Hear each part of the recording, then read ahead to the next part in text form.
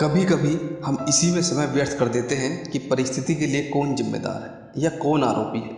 ये सब हमारे आपसी रिश्तों में होता है। जहाँ हम नौकरी करते हैं वहाँ, या जिन लोगों को हम जानते हैं उस सभी के साथ होता है। और परिस्थिति के आवेश में आकर अपने रिश्तों को भूल जाते हैं और एक दूसरे का सहारा बनने के बजाय एक दूसरे पर आरोप लगाते हैं।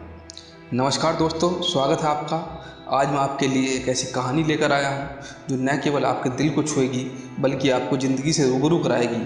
तो बिना देरी करे शुरुआत करते हैं आज की कहानी की। एक कपल को शादी के 11 साल बाद एक लड़का हुआ।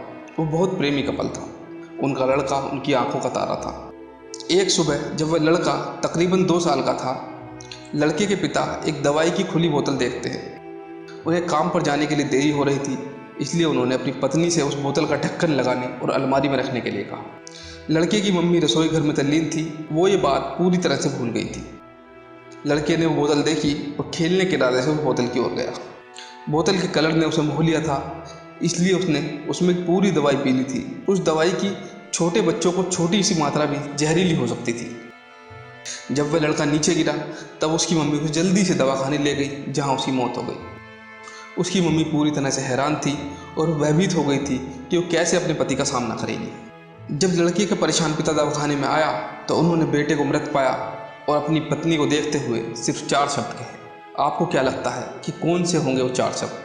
पति ने सिर्फ इतना कहा, आई लव यू डार्लिंग। उसके पति का अनअपेक्षित व्यवहार आश्चर्यचकित करने वाला था। उसका लड़का मर चुका था, वो उसे कभी वापस नहीं ला सकता था और वो अपनी पत्नी में भी कोई कसूर नहीं ढूंढ सकता था। इसके अलावा उसने खुद ने वह बोतल उठा के बाजू में रख दी होती तो आज उसके साथ यह सब ना होता।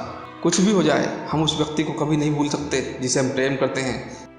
इसलिए जीवन में जो आसान है उसे प्रेम करो। आपके पास जो भी है उसे जमा करो और अपनी तकलीफ़ों को विचार करके आगे बढ़ने के बजाय उन्हें भूल जाओ। उन सभी चीज़ों का सामना करो जो कभी आपको मुश्किल लगती थी या जिनसे आपको डर लगता था।